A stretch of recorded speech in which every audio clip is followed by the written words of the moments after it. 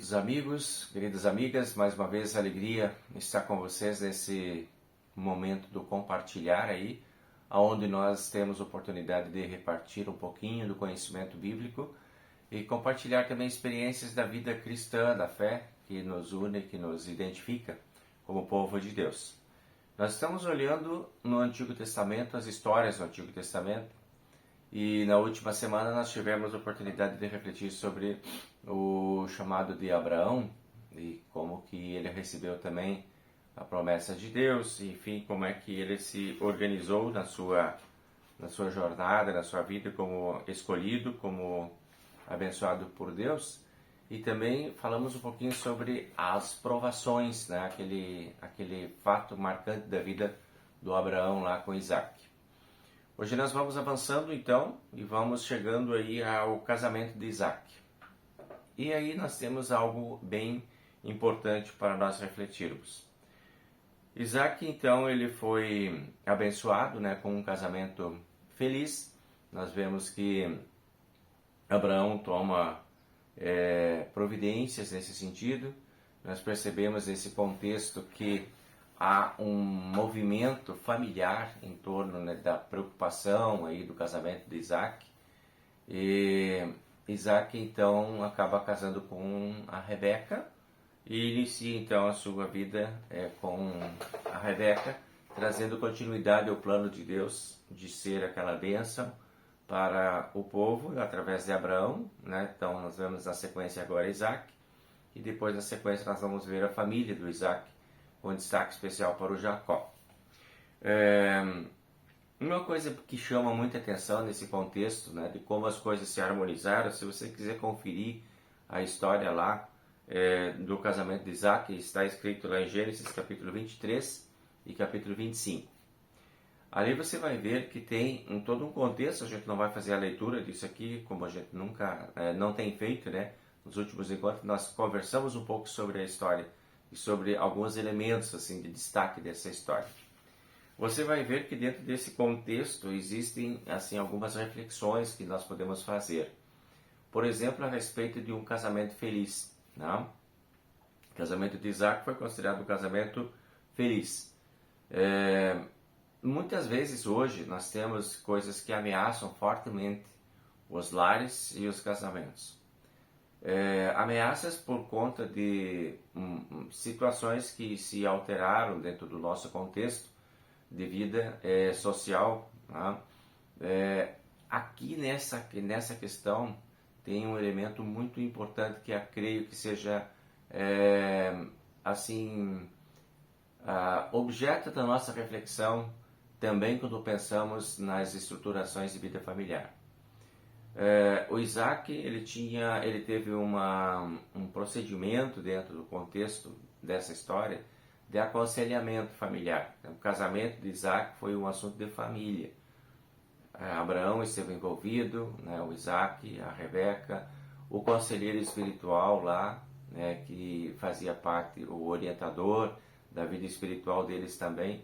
Então tudo isso foi assim um assunto muito, muito debatido, né, dentro da família.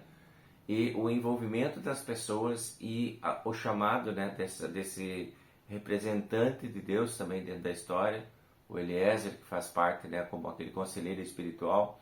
Então eu vejo que tem todo o assunto é tratado todo como um aparato importante. É dada importância a esse assunto.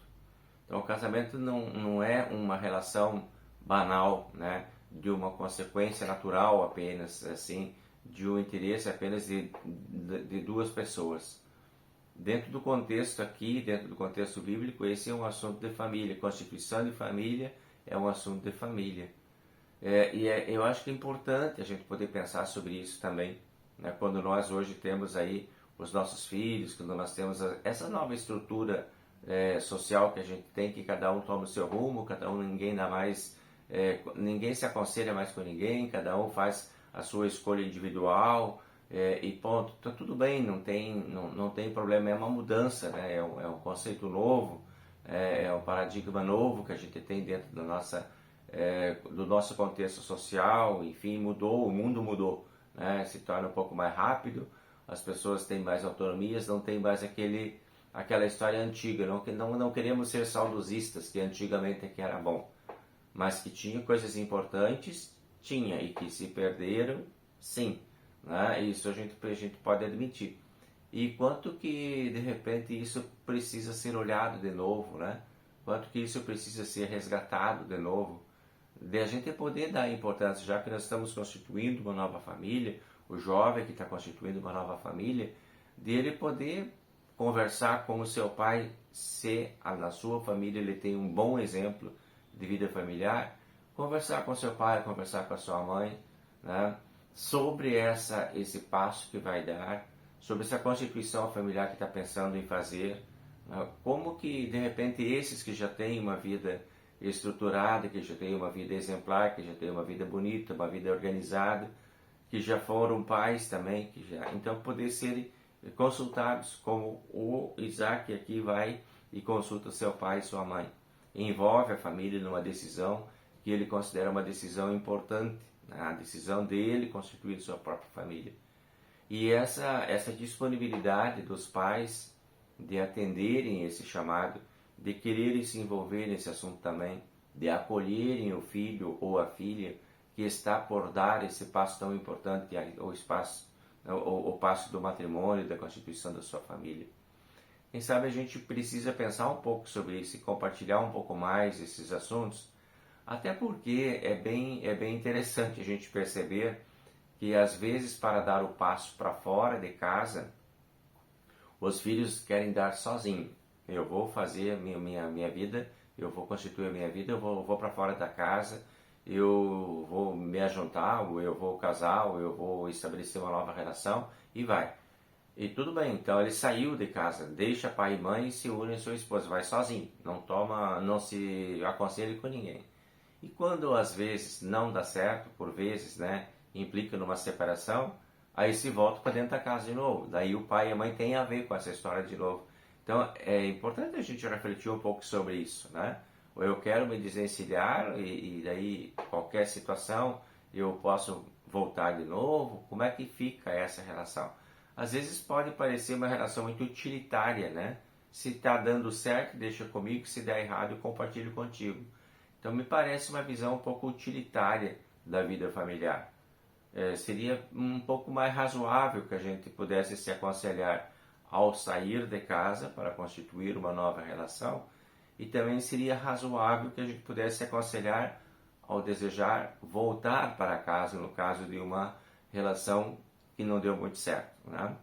É uma questão de respeito e de estrutura, porque aquele pai, aquela mãe que estão lá em casa, eles também têm os seus planos, os seus projetos, eles também têm a sua vida funcionando, eles também têm suas expectativas, né, de educação dos filhos, de liberação dos filhos e de liberação de si mesmos, de novos projetos a partir do momento que os filhos saem de casa.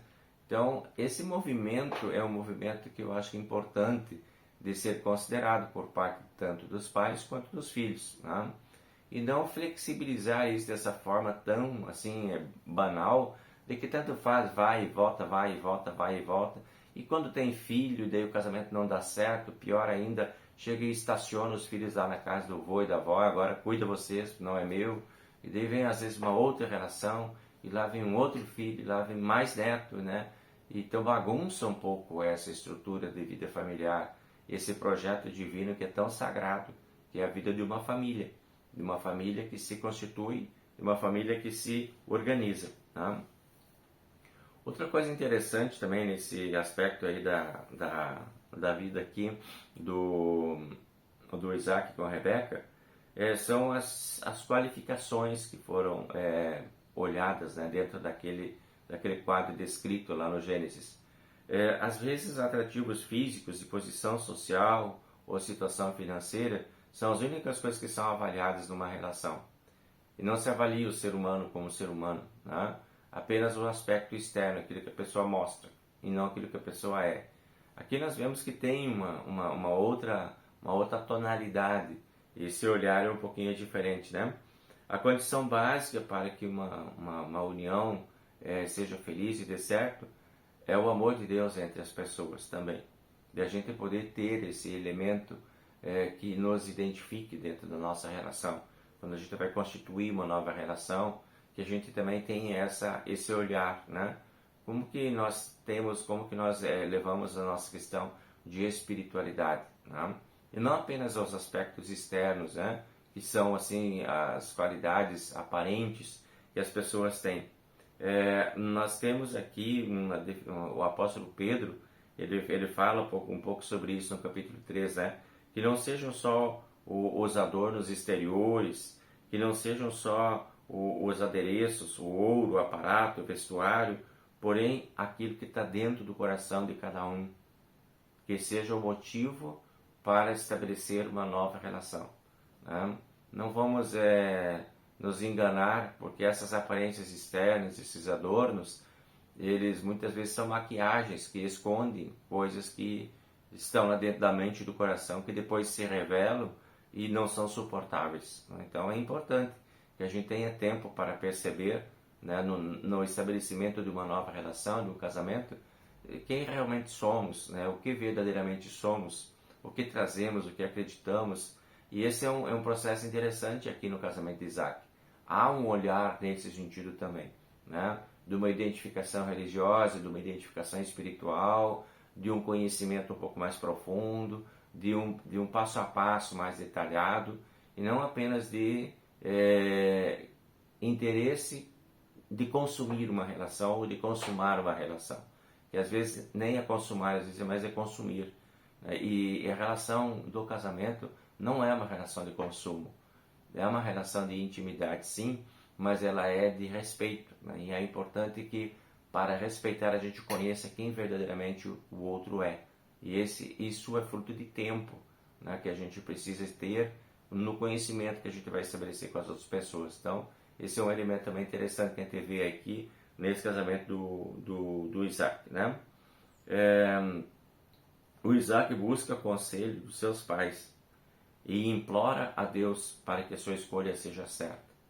Esse é um detalhe bem importante nessa história também aqui, né? O jovem hoje precisa ter isso também em sua mente, né? Por ser uma decisão tão importante, um casamento, que ele tenha essa flexibilidade, que ele tenha essa humildade de se aconselhar com seus pais e, acima de tudo, aconselhar-se com Deus e pedir a bênção de Deus para a sua relação. Essa bênção de Deus ela pode ser pedida na individualidade, né? Cada um pode pedir que Deus o abençoe, e na consumação do ato do casamento, né? Vamos casar, então vamos pedir a bênção de Deus para essa relação, vamos pedir a bênção de Deus para esse casamento. Quem sabe a gente vai lá e conversa com o nosso guia espiritual, com o nosso pastor, e ele nos abençoa, pede a bênção de Deus através desse pastor para o nosso casamento, para que a coisa fique, né, mais protegida pelo olhar de Deus também. Então, são coisas importantes que a gente encontra dentro dessas histórias bíblicas aí, que podem inspirar um pouco as nossas ações do tempo presente. Para a gente poder olhar com mais tranquilidade, para a gente poder olhar com mais serenidade esse tempo que nós temos e não simplesmente fazermos as coisas com muita pressa e no pensamento de que se não der certo a gente desfaz com a mesma rapidez, né?